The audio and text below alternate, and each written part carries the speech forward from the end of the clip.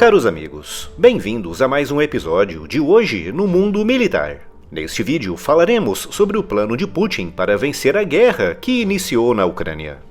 Comprar ou vender um imóvel é uma das decisões mais importantes da sua vida, mas também pode estar repleta de riscos ocultos. Você sabia que cerca de 60% dos imóveis no Brasil apresentam algum tipo de irregularidade, dificultando a sua compra e venda? É por isso que uma análise documental minuciosa pode salvar o seu negócio. Com ela, é realizada uma busca completa de informações e documentos sobre o imóvel, garantindo a segurança da transação. Evite surpresas e proteja o seu investimento imobiliário. Entre em contato com a equipe da Legal Check e experimente a tranquilidade de uma negociação imobiliária bem-sucedida. Os links de contato estão aqui na descrição.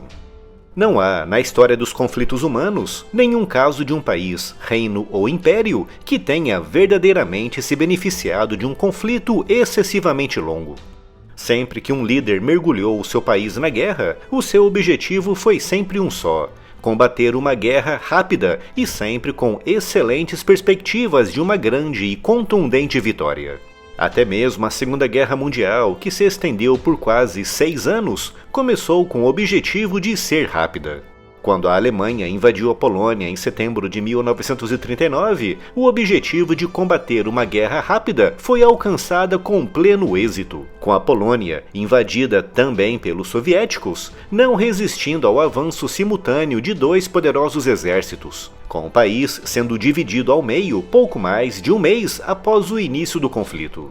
No ano seguinte, em maio de 1940, quando a Alemanha invadiu a França, o objetivo era, novamente, um conflito rápido. E, mais uma vez, os alemães alcançaram isso, vencendo os franceses em apenas um mês e meio. E no ano seguinte, em junho de 1941, quando a Alemanha invadiu a União Soviética, o plano de invasão, conhecido como Operação Barbarossa, previa a vitória alemã antes do inverno daquele ano, com 3 grandes colunas avançando em simultâneo pela imensidão soviética, com uma ao norte apontada para Leningrado, outra ao centro apontada para Moscou e outra ao sul apontada para os campos agrícolas ucranianos e o petróleo do Cáucaso. No entanto, como sabemos muito bem, a Alemanha falhou nesse seu objetivo, iniciando uma guerra terrivelmente longa e que só terminou quase 4 anos depois, deixando um saldo de dezenas de milhões de baixas e metade de um continente literalmente em ruínas. Por isso, aquela guerra é vista como o exemplo perfeito de como os conflitos são sempre planejados para serem rápidos, mas, quando não são, o resultado é sempre catastrófico para todos os lados.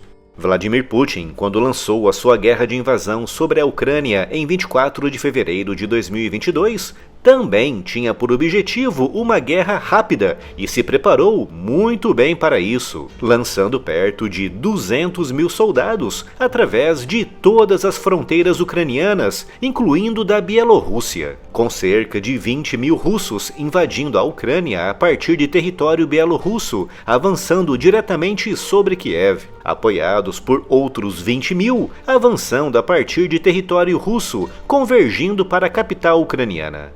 Do Donbás, partiram 80 mil soldados russos contra Lugansk e Donetsk, com outros 30 mil avançando contra Kharkiv, e uma outra coluna de 50 mil soldados partindo da Crimeia e se bifurcando, com metade avançando sobre Kherson e a outra metade sobre Zaporizhzhia.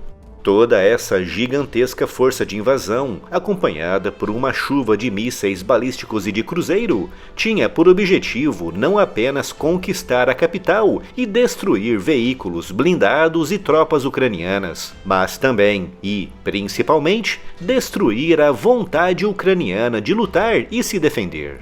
Ao demonstrar tamanha força e determinação, Putin queria derrotar a Ucrânia ali, em questão de poucas semanas, mas falhou no seu objetivo, iniciando uma guerra longa, atraindo contra si as maiores potências militares e econômicas do mundo. Um conflito que, apesar de já se estender por mais de 2 anos e meio, não tem nenhuma previsão para terminar tão cedo.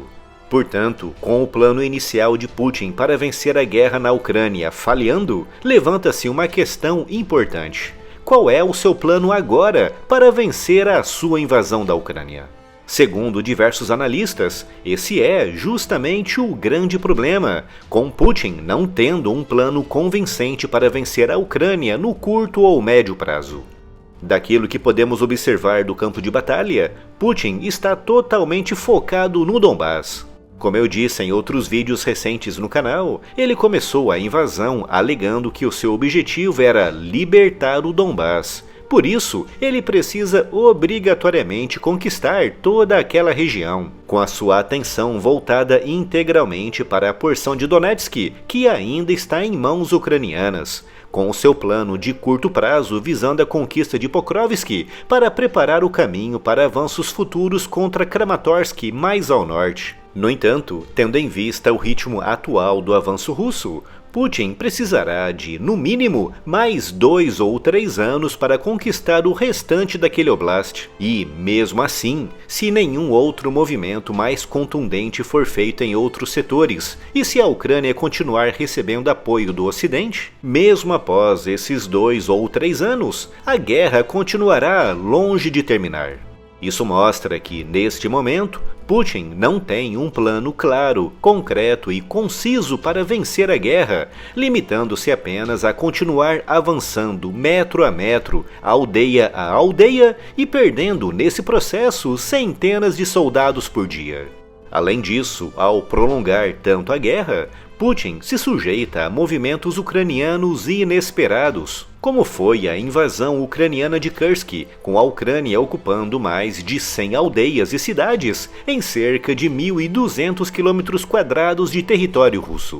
E como se isso não bastasse, ao prolongar a guerra, Putin, com seus terríveis ataques contra as cidades ucranianas, abre espaço para um aumento ainda maior do apoio ocidental à Ucrânia. Um apoio que parece próximo de dar aos ucranianos luz verde para atacar alvos militares na Rússia com armas ocidentais de longo alcance.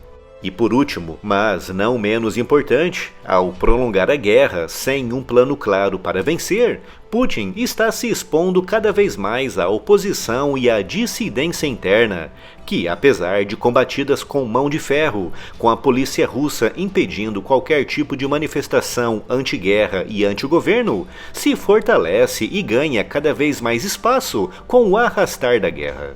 E a nível global, essa guerra sem fim reforça divisões no mundo, com a Rússia criando e reforçando cada vez mais um mundo polarizado, semelhante ao que existia na Guerra Fria, com um eixo pró-russo orientado à volta de Moscou e Pequim, abrangendo ditaduras terríveis como o Irã e a Coreia do Norte, e que, pouco a pouco, está atraindo parceiros inesperados, como é o caso do Brasil.